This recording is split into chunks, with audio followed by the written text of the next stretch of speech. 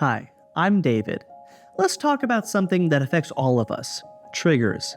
Triggers are those little things that can set off a big reaction. They might seem small on the outside, but inside, they can cause a storm of emotions.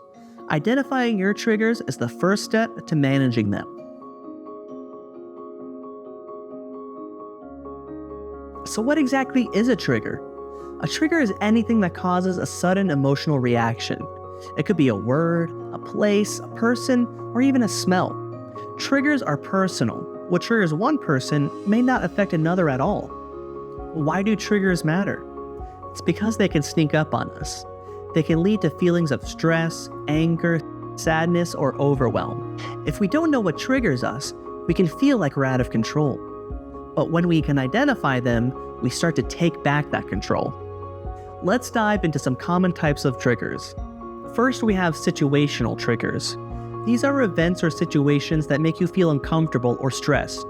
Think about things like crowded places, public speaking, or high-pressure situations at work. Even everyday tasks like getting stuck in traffic can be a situational trigger. Next, emotional triggers. These are feelings that come from past experiences. Maybe someone criticizes you and you feel angry or hurt. That's an emotional trigger. It brings up emotions from the past that you might not have dealt with fully. There's also physical triggers. These relate to your body and physical state. Lack of sleep, hunger, or pain can all make you feel more sensitive and easily triggered. If you're tired or hungry, even small things can feel like a big deal.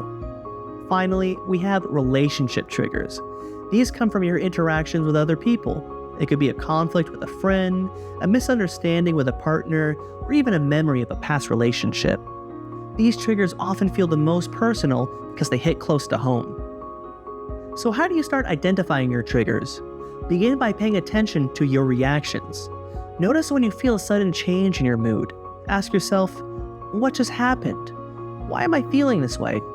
Start keeping a trigger journal. Each time you feel triggered, write down what happened. Describe the situation, your thoughts, and your feelings. Be as specific as you can. Over time, you'll start to see patterns, and you might notice that certain places, people, or situations come up again and again. Think about your past. Some triggers are rooted in past experiences. Reflect on moments from your childhood or past relationships that might still affect you today. Are there specific memories that stand out? Recognizing these connections can help you understand why certain things trigger you now. Ask yourself questions like, what was I thinking right before I felt this way? Or what does this remind me of? These questions can help you dig deeper into the source of your triggers. It's also helpful to talk to someone you trust. Sometimes others can see patterns that we miss. Share your experiences with a friend, a therapist, or a loved one. Getting an outside perspective can help you identify triggers that are hard to see on your own. Let's talk about a quick exercise to help you identify triggers. Find a quiet space where you won't be disturbed. Close your eyes and take a few deep breaths. Think about a recent time when you felt triggered. Replay the event in your mind like a movie. Notice what was happening, what were you thinking, and how you felt. As you watch this movie, try to identify the exact moment you felt triggered.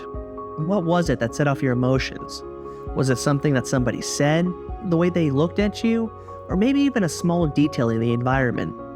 This exercise helps you practice pinpointing your triggers in a safe and controlled way. Once you've identified your triggers, the next step is to work on managing them. Knowing your triggers gives you the power to prepare. If you know that a certain situation, like a crowded room, triggers anxiety, you can plan ahead. You might practice deep breathing, bring a friend for support, or find a quiet space to retreat if needed. Remember, identifying triggers is not about avoiding them. It's about recognizing them and finding healthier ways to respond. The more you understand your triggers, the less control they have over you. Triggers are a normal part of life. Everyone has them. The key is to know what they are and learn to manage them. This gives you the freedom to choose how you respond instead of reacting automatically. Take time today to think about your triggers and start noticing patterns and jotting them down. The more aware you are, the better you'll get at managing them. And remember, you don't have to do it alone. Reach out to others for support when you need it. Thanks for joining me today to talk about identifying triggers. I hope this helps you feel more in control and less overwhelmed. Until next time, I wish you onward well.